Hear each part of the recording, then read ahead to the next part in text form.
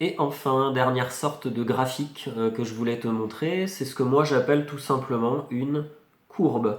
Il y en a qui appellent ça un diagramme cartésien, je trouve que c'est un peu compliqué, c'est pas la peine de retenir, on appelle ça tout simplement une courbe.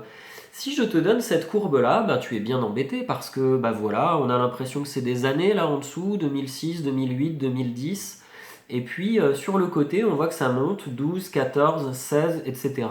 Mais on ne sait pas de quoi ça parle. Donc il faut être plus précis quand on présente un graphique comme celui-ci à quelqu'un, et souvent il y a un titre, hein, tu as remarqué, à côté des diagrammes. Et bien le titre de celui-ci, c'est l'évolution des ventes de manga en France entre 2006 et 2020. C'est en millions d'exemplaires. Du coup, on sait maintenant ce que c'est que le 12, 14, 16, etc. Le 12 veut dire 12 millions de livres vendus, le 14, 14 millions de livres, etc. etc. Bah, un petit peu comme dans les vidéos précédentes, on va essayer de faire un petit exercice pour voir si tu as compris comment on lit les informations là-dessus. Première question, combien a-t-on vendu de mangas en France en 2008? Eh bien, il faut chercher bien entendu l'année 2008 sur le diagramme, ça se trouve ici. Et maintenant, j'aimerais bien savoir exactement à combien de millions de mangas ça correspond. Eh bien, on va être obligé de faire une flèche. On part de 2008, on regarde au niveau de 2008 à quelle hauteur passe la courbe, et une fois qu'on a la hauteur de la courbe, on sait que ça correspond à peu près, tu vois, c'est entre 14 et 16, donc on va dire qu'on a vendu 15 millions d'exemplaires de manga en 2008. Et voilà, tout simplement. On continue, deuxième question.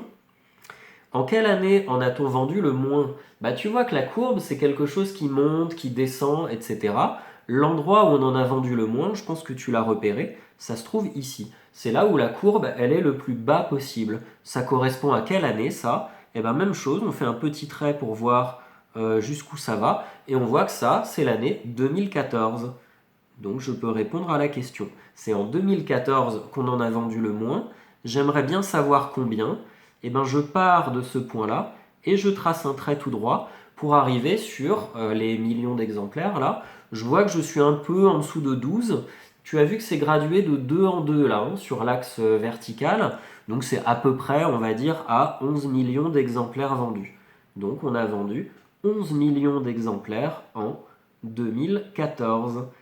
Et c'est là qu'on en a vendu le moins, puisque tu remarques qu'ensuite ça augmente. Au fait, pour préparer cet exercice-là, j'étais d'abord tombé sur un graphique qui montrait juste l'évolution entre 2006 et 2012. Et je m'étais dit, bah, c'est en train de redescendre. Et ben, il faut se méfier du coup, hein, quand on n'a pas des informations entières. Là, il fallait bien aller voir les informations jusqu'en 2020. Et on voit finalement que depuis 2014, les ventes, elles sont en train de remonter. Et bah, ça ne s'arrête plus.